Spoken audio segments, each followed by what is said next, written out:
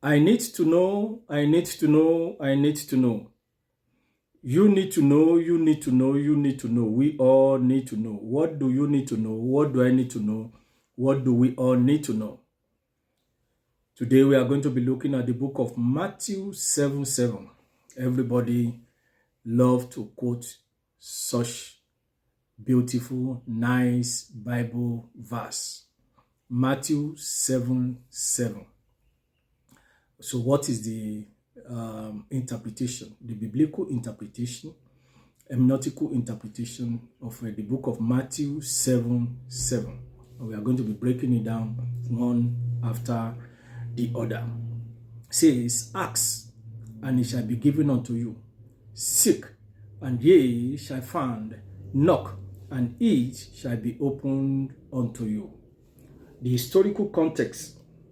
The author of the book of Matthew is the Apostle Matthew.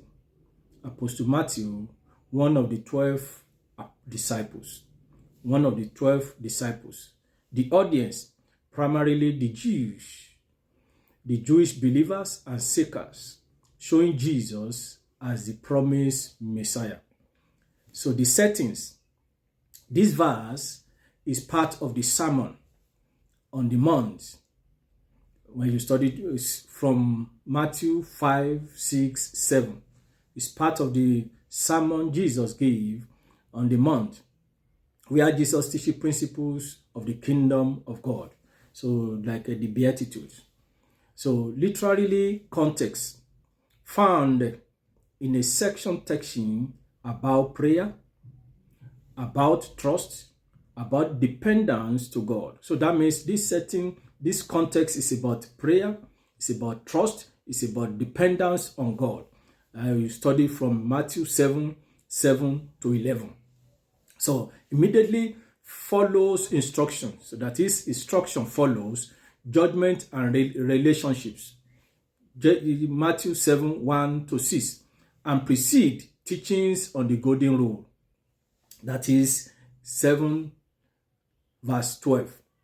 The progressive, that is ask, seek, knock, emphasizes on the persistence and growing intense in prayer and spiritual pursuit. That means the progression, that is the motion, is talking about ask, seek, and knock. That is emphasizing about persistency, for you to persist. So don't procrastinate. So let's look at the key words, the Greek insight about the three key words.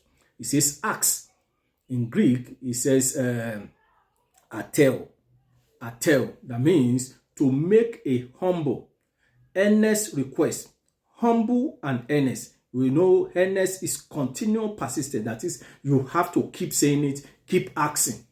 So it's atel, meaning to make humble. But in your asking, you must be humble, because you are begging somebody to give you something. So you must not be rude.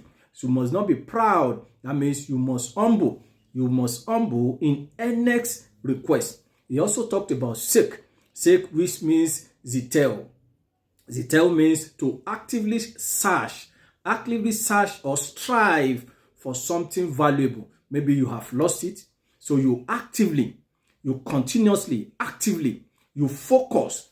That is to search or strive for something valuable that you are missing. It also talks about a knock. Knock means crow, meaning to persistently keep knocking until you get a response. You know, some people, if you don't knock many times, they will not respond, even though they are inside. You can knock once, they'll be thinking, where is the noise coming from? So you continue persisting. You see the three, ask, seek, and knock, means to persistent. So the tense, these verbs are in the present. This verb, that is seek, knock, and ask, is in the present continuous tense in Greek, meaning keep asking, keep seeking, and keep knocking until you receive. So what is the meaning of this verse? Jesus teaches about persistency, that is persistent faith and dependence on God through prayer. You must depend on God through prayer. You must have your faith must be alive.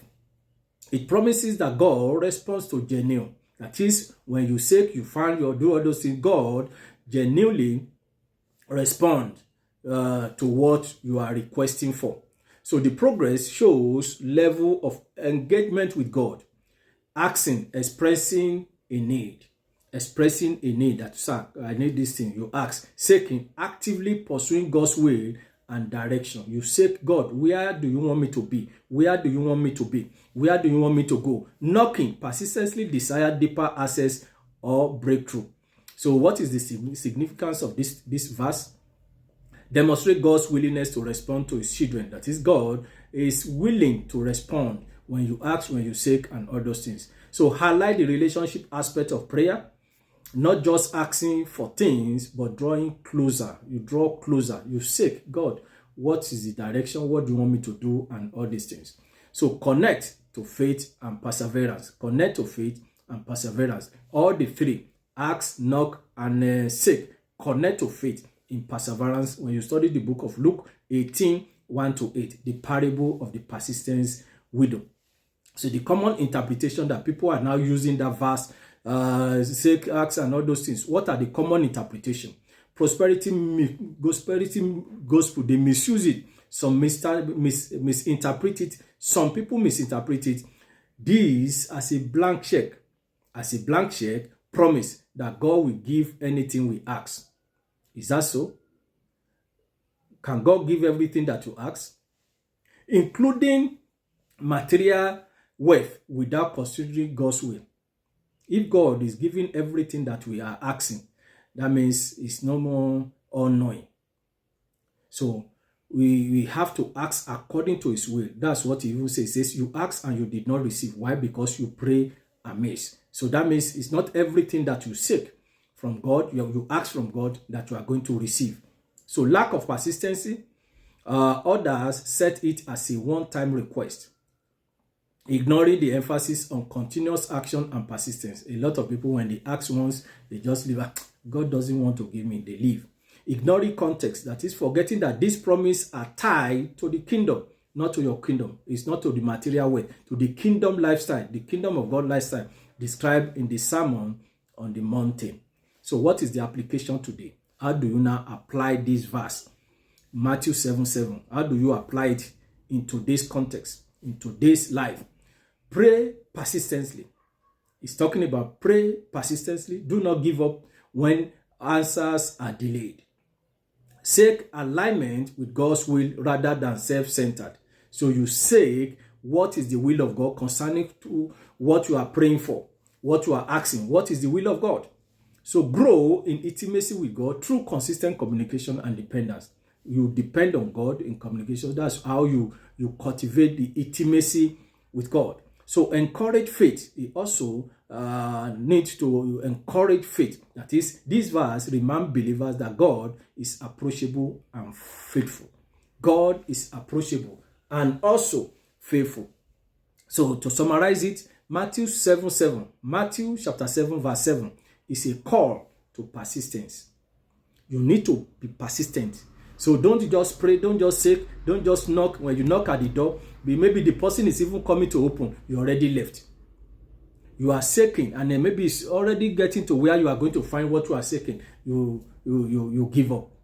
You are asking, maybe that person says, okay, wait, let me go and bring it for you. You already left. So Matthew 7:7 is a call to persistent, faith-driven prayer and seeking of God, assuring believers that He, that is God, hears and responds according to His perfect will, not your will.